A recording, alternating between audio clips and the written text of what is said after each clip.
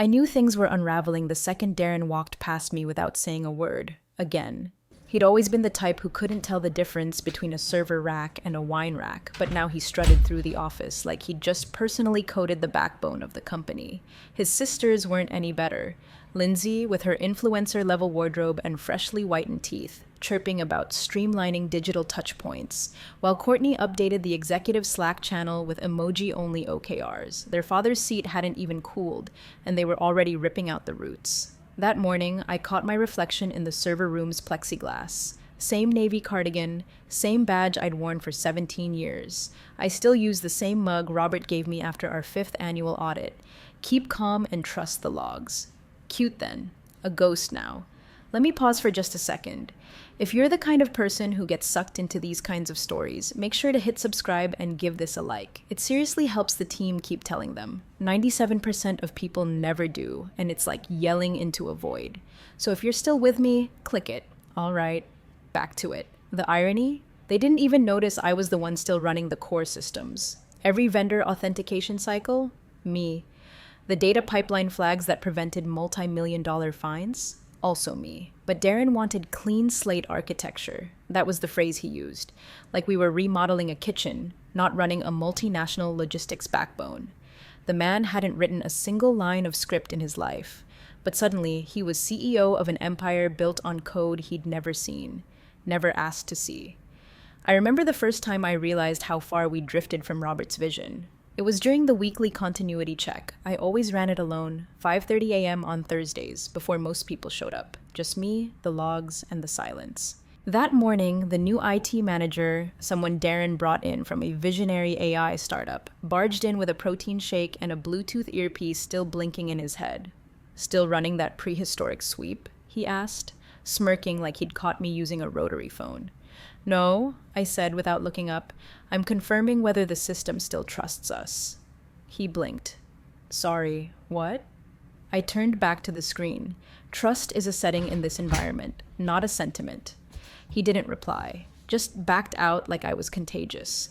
That's when I started noticing the tiny shifts. Permissions requests routed to people who had no business near core.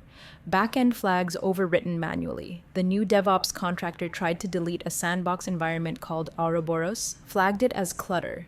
System rejected him with a message that just read, "Founders layer integrity preserved." He thought it was a glitch. It wasn't. Robert and I built that sandbox the same week his 3rd grandchild was born. He was tired, not sleeping much, but sharp as ever. Said to me, "We're not building a product anymore, we're building a spine. Doesn't matter what bells and whistles they layer on top, if the spine breaks, the body collapses." That was Robert, and that was the version of Nortridge I stayed for. The morning after his retirement party, I sat alone in the server bay with a sealed envelope in my coat pocket. He handed it to me with a crooked smile and a pat on the shoulder. "Don't open it yet," he said. "You'll know when." So I didn't. But I watched as his children rebranded everything. New Ridge, new coffee machines, new mission statement, new font on the website. They held a town hall and used phrases like disruptive convergence and AI readiness with all the sincerity of a toothpaste ad. Nobody asked how we were still SOC2 compliant. Nobody asked who had the access credentials for the backend vault. Nobody asked what Ouroboros was. They assumed the foundation was theirs, just because the building had their name on it. I didn't flinch. I just kept logging in, running the sweeps, flagging the rotations, watching the heartbeat of a system they thought was on autopilot. But autopilot only works if someone installs it right, and checks the fail-safes, and holds the key to unlock the manual override when things inevitably go sideways. And me, I never let go of the key. The memo was titled Operational Refresh, Priority Systems Review, but it read like a veiled indictment. Darren's wording was polished in that fake deferential way. We acknowledge the past stewardship of Nortridge's technical frameworks, followed 2 lines later by, "We are actively evaluating opportunities to sunset redundant legacy protocols." Translation: they thought the foundation was optional. Lindsay piled on next. Her email subject line: Innovation Roadmap, Sandbox Audit. She attached a slide deck, 38 pages of jargon and gradient gradients. At the bottom of slide 19, in Comic Sans no less, Ouroboros flagged for deprecation, associated with outdated security model plus unnecessary redundancies. I laughed out loud. Alone. In the break room, choked on my coffee. Ouroboros was our vault.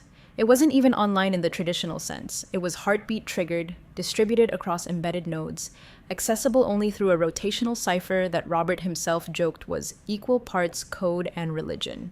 They were trying to kill a ghost they didn't even believe in. 3 days later, I got a calendar invite from legal. No context, just the subject line. Systems IP dependency disclosure, internal use. The meeting room was glass-walled and freezing.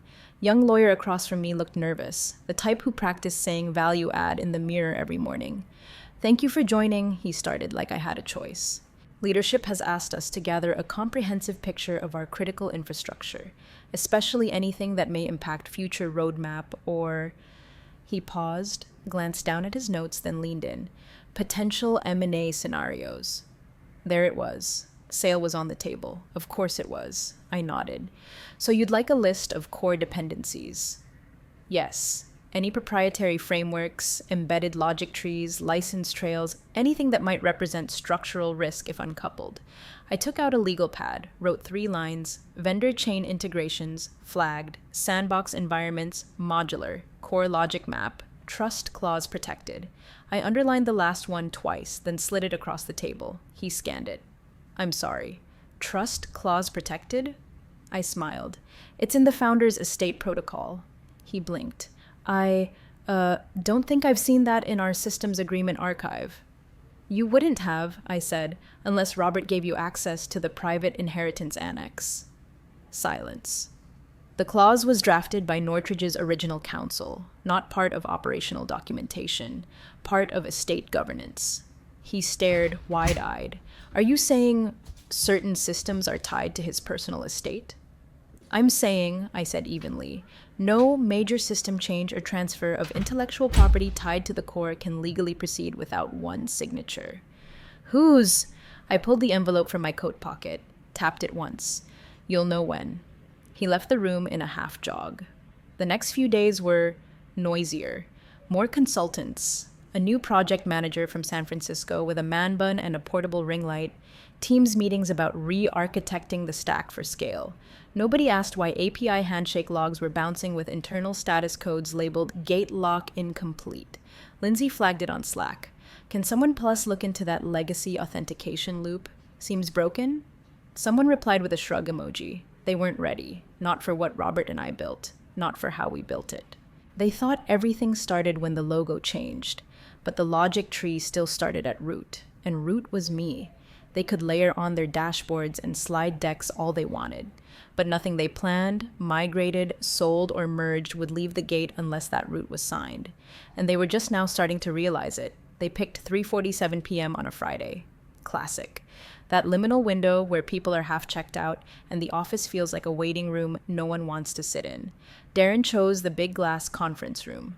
Probably for the optics, transparency, and forward momentum. His sisters were traveling for client strategy, translation, too cowardly to look me in the eye. When I walked in, he didn't even look up right away, just kept tapping on his iPad with a stylus that probably cost more than my first laptop. I sat, waited, let the silence do the heavy lifting. Then he slid the folder across the table. Glossy, navy cardstock, Nortridge seal and embossed silver. They really went all out. "I want to first acknowledge everything you've done for the company," he said, with all the warmth of a voicemail greeting. "Your institutional knowledge has been appreciated." I didn't speak, just opened the folder, skimmed the letterhead. One sentence jumped out, bolded in neat legalese: "Effective Monday, your role is no longer required. Strategic restructuring, no cause, no thank you, just no longer required." I set the folder down, didn't blink. He gave me a rehearsed smile. "We're entering a new phase and we need systems that reflect scalable vision." Scalable vision? I almost laughed.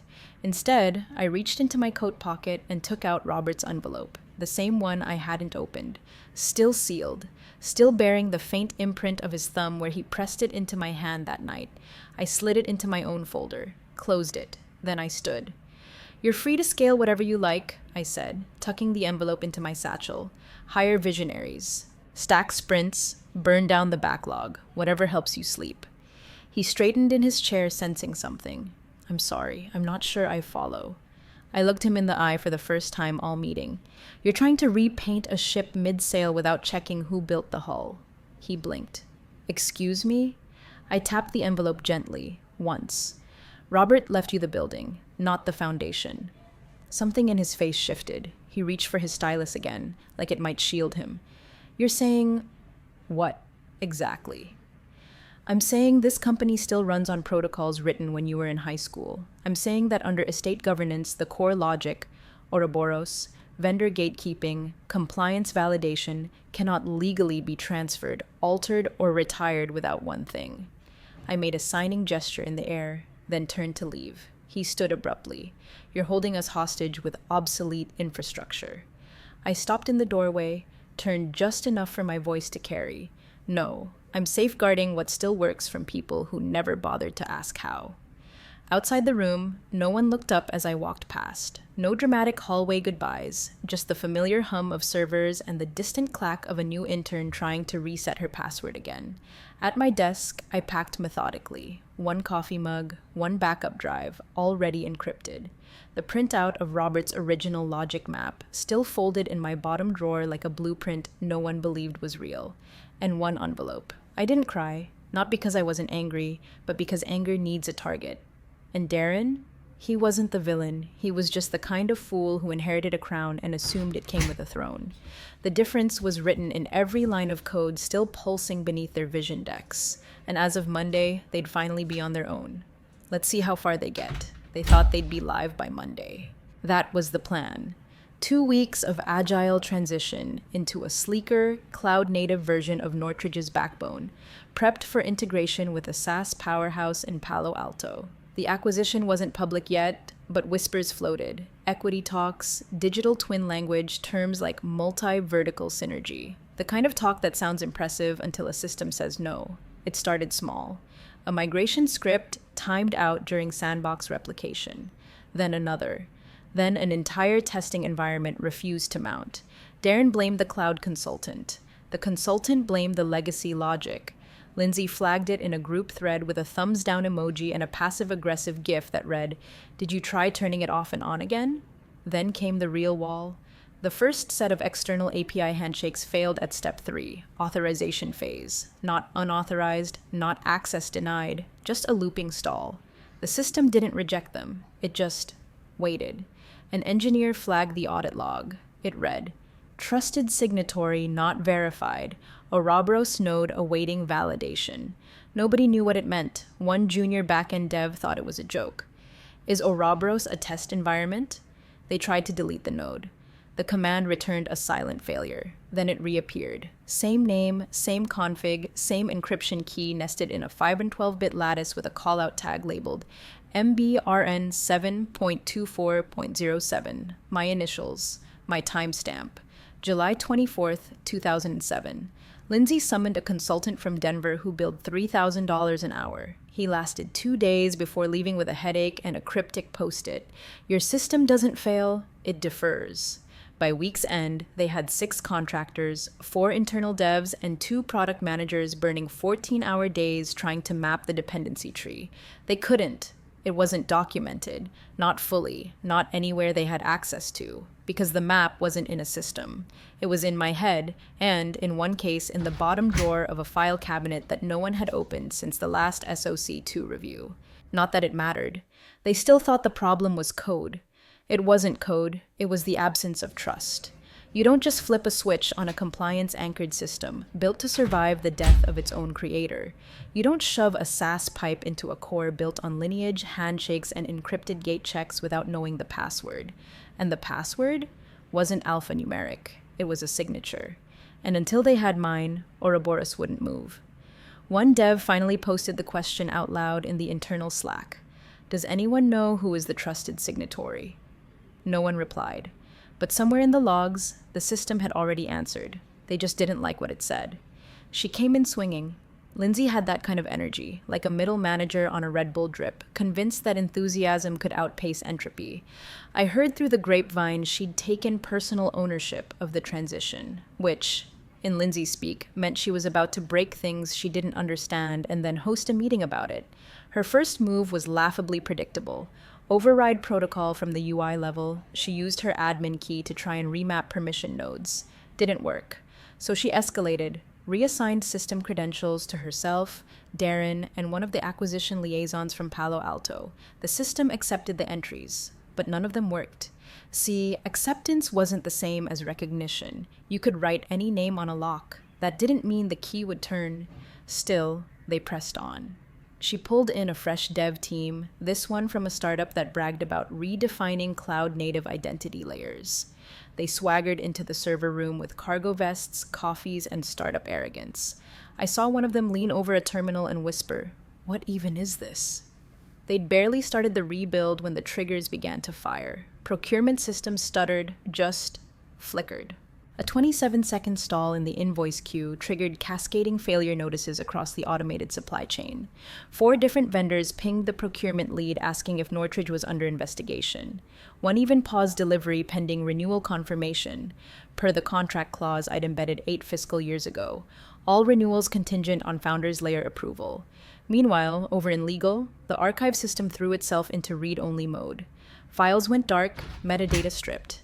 The system logged each failed access attempt as non-verified actor intrusion, archive lockdown engaged. Someone tried to brute force the access. That triggered a delay chain. 48 hours. During that window, the vendor renewal portal stalled. Nothing could be signed. Nothing could be released. And every time they tried to override it, the same soft denial returned, awaiting core approval. One by one, the systems folded inward, not catastrophically, just enough to make it impossible to operate at scale. HR's payroll sandbox threw errors. The contract version control system began versioning the same document over and over again, pinging legal with looping approval authority unresolved. Even the internal reporting dashboard started pulling ghost metrics from the pre-transition period. Then came the alerts. Not loud ones, just the slow, steady drip of automated notifications routed to a passive monitor buried behind 3 levels of legacy infrastructure. The screen, still mounted in the original server room, was supposed to be decommissioned, but there it was, still alive. The top bar read Founders Layer, Access Class Alpha underneath, a quiet feed of system triggers scrolled by in monochrome green, auth node, unverified override attempt, O3 pipeline, vendor gate bypass, denied archive, state, immutable lock, activated core signal, trust flag raised. Lindsay stood in front of it, according to a junior sysadmin, staring like she'd just seen a Ouija board move on its own. They had forgotten, or maybe never learned, that systems can inherit personality, that trust isn't just a box to tick, it's a state of relation coded deep in the logic tree. Darren once said in a meeting that legacy architecture was like an old radio, outdated but charming. He didn't realize it was a war bunker, designed to hold, protect, and wait for a signal it trusted. Not a name, not a title, a signature. And until that signature came, it would resist anything that smelled like takeover. Every modern veneer they'd slapped onto the system, every dashboard, every access panel, every integration widget was just that, a veneer. A layer of makeup over a face that still looked to me. They tried to bluff their way through due diligence like you could PowerPoint over a landmine, but it didn't take long for the cracks to show. The West Coast firm, Sterling Bridge, all glass buildings and Patagonia vests, sent in their audit team expecting to find scalable infrastructure and turnkey integrations.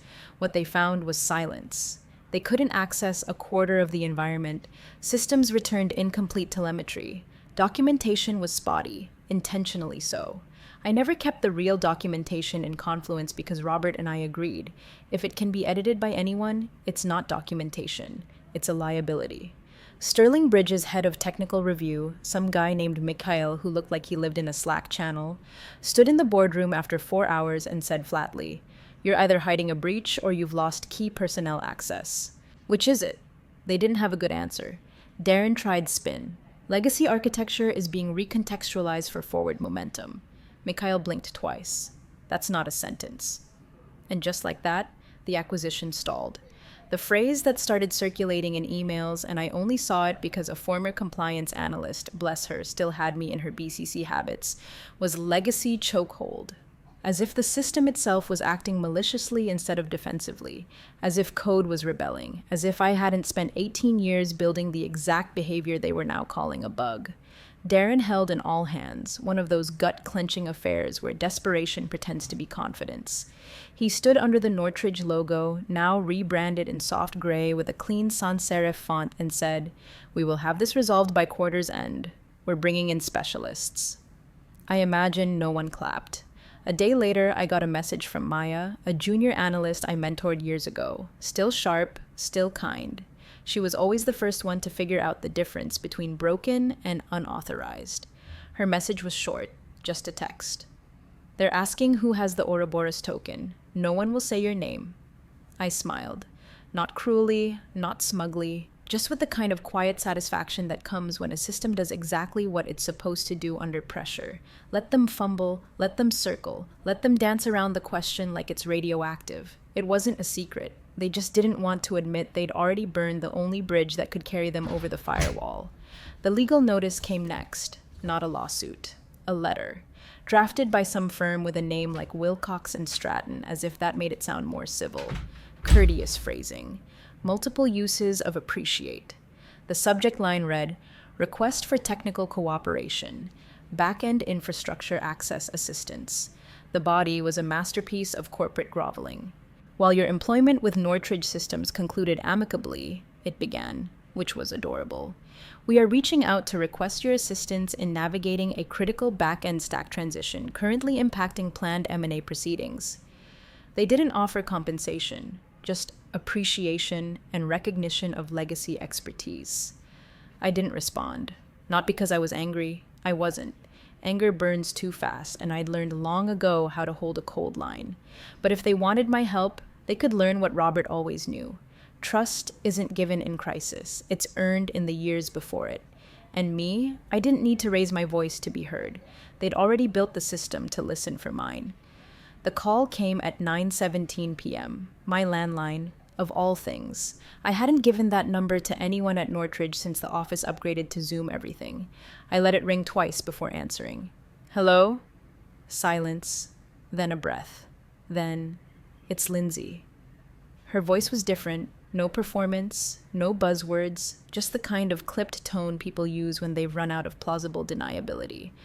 "I know this is unusual," she said carefully, "but I wanted to ask you something directly, off record." I said nothing, just waited. She exhaled again. "What exactly did our father put in that envelope?" I leaned back in my chair, staring out at the edge of the woods, where a motion light had just kicked on. A deer flicked its ears and froze. "I told you not to open it until you knew when," I said. "We know now," she said quietly. "Then open it," I replied, with legal present. She didn't argue, she just hung up.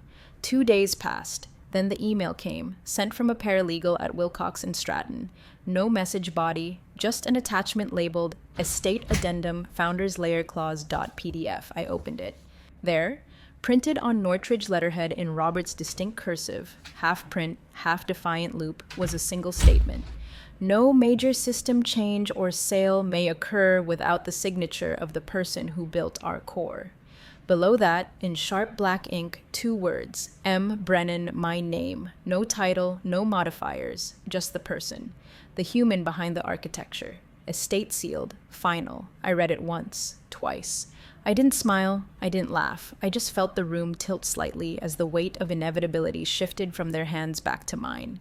They'd built everything on top of what Robert and I had buried beneath bedrock. Their consultants never knew the bedrock existed. Their lawyers didn't understand what systems bound by trust look like. Their own internal maps were missing the most critical node, me. I didn't call back, didn't send a reply. The next ping came through the emergency contact channel, one I had set up during Y2K prep and never deactivated. It buzzed once, then displayed a single line. Confirm receipt, awaiting instruction. I closed the laptop, stood, walked to the drawer where I kept Robert's old field notebook, his fountain pen, and the now empty envelope. The page was out in the open now. But the ink? That still hadn't been written. And until it was, nothing, absolutely nothing, would move. They thought the clause would slow them down. What they didn't expect was how fast the acquiring firm pulled out. Sterling Bridge issued a formal notice within 48 hours of receiving the estate document. The phrasing was cold, surgical. Given the presence of unresolved access authority tied to estate-bound governance, we are ceasing all forward motion under current conditions. Translation: no access, no trust, no deal. The Nortridge board convened an emergency session. Half the members had never even met me. Most assumed I'd been part of legacy IT long since phased out. The other half? They remembered me from the early audits, the deep dives, the nights when Robert and I ran diagnostics from folding chairs because the HVAC failed. They knew I didn't bluff, and I didn't burn, but I did build. The panic turned quickly, not into rage, but into something much more useful: humility. I didn't hear from Darren, not directly. Instead, I got a quiet email from the board secretary, a woman named June who had always signed birthday cards and remembered who drank tea instead of coffee. Her message was short: the board is prepared to open formal conversation. We would appreciate your terms. That word, appreciate, it held weight this time. I waited 3 hours before replying, not as a power play, just to be sure I meant what I wrote. My response was a single line: continuity requires trust, and I no longer bill in salary. The document that followed, drafted in silence, revised only twice, was clean. No job title, no department, no KPI review cycles, just a perpetual consulting contract. Terms were simple: no office hours, no standing meetings, no obligation to participate in internal org structure. Full autonomy to review, approve, or deny any core protocol changes. Final clause, page 6, in smaller print. All protocol changes require the signature of M. Sir Brennan, Founders Systems Architect Emeritus. That last word, emeritus, was my idea. Not for prestige, just for clarity. I wouldn't rejoin the machine, I wouldn't take a desk under the new logo, but I would remain embedded where it mattered, beneath every system heartbeat, every vendor cycle, every compliance renewal that tried to run without roots. The version control system reverted to normal within hours. The procurement backlog cleared in a day. Ouroboros came alive again, quietly, with no fanfare, as if it had simply been waiting for permission to exhale. They didn't throw a welcome back party, didn't send cupcakes or flowers. What they sent was cleaner: silence. And beneath that silence, something older, steadier. Respect, not the loud kind. The kind that understands structure always wins over speed, and that foundations don't shout. They simply hold. The air up here smells like cedar and silence. Morning light filters through the trees, slow and patient, like it knows time isn't something I chase anymore. I make coffee the old way. Percolator on the stovetop, 2 scoops too strong. The kettle clicks once when it's ready, and that's the only alert I allow before noon. The cabin has no neighbors, just the lake, a dirt road, and the old generator I wired myself. The satellite line comes in clean, encrypted, hardened, and ping quiet except on Wednesdays. That's when the pulse comes through. A low priority signal, stripped of emotion, just data and need. Request, protocol adjustment, request, renewal key extension, request, vendor flag override. Sometimes I grant them, sometimes I don't. There's no appeal process. They know that now. In the early days, they used to follow up. Just wondering if you've had a chance to review, or per the board's alignment goals. You could almost hear the ghost of corporate politeness trying to claw its way back into relevance, but they stopped. Somewhere between the third unanswered follow-up and the second silent rejection, they realized the truth. They don't have access, they have permission, and permission is earned. Still, every week. I haven't spoken to Darren since the contract was finalized. He still leads, apparently, shows up on panels, gets quoted in startup newsletters about next-gen resilience. That's fine. Let him have the spotlight. I was never built for it. Lindsay sent me a gift once, a rare bottle of scotch with a note that simply read, "You were right. I never opened it. Not out of spite, just completion." The cabin doesn't have much. 1 terminal, hardened, cold boot only, 1 drawer with Robert's watch in it, still ticking. A little slower now, the way machines do when they've outlived their creators but haven't outlived their meaning. And next to it, the envelope. Still crisp around the edges, though I've opened it enough times to know the texture of the paper by feel alone. His handwriting never changed. That final line, bold and clean, cut deeper than any memo ever could. No major system change or sale may occur without the signature of the person who built our core. He didn't say trusted team or designated successor. He said person. He knew what legacy actually means. It's not title, it's not ownership. It's not passing the torch to whoever's standing closest when the lights flicker. It's knowing who built the fire in the first place and signing your name to it, then standing by it even when no one remembers why the fire still burns. So I close the drawer, take a sip of coffee, and wait for the next ping, if it comes. Because legacy isn't about inheritance, it's about integrity that signs its name and means it.